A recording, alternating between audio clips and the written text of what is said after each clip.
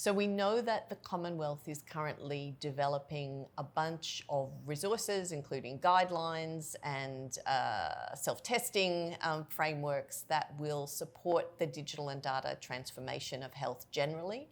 But these are very agnostic resources and they don't address the specific needs of the sexual and reproductive health workforce.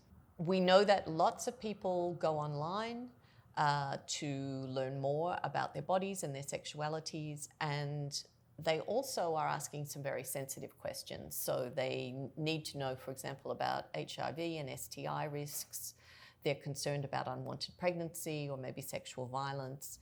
And this means their digital practices are particularly sensitive, and I think there are some issues that are particularly important then for the workforce to understand. When we see people looking for things like LGBTQ+ health information or gender affirming care, we know that people aren't just looking for medical facts.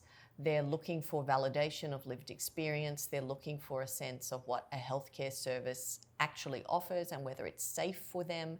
And that can't quite be understood, I think, through the lens of misinformation and disinformation.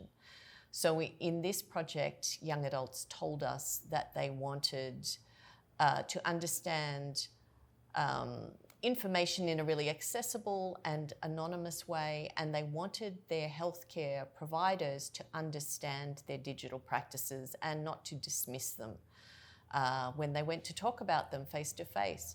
So what we're trying to do in the Digital and Data Capabilities project is to both explore the digital and data capabilities of health consumers, but also to really understand the digital and data practices of the health workforce and understand how these can work together.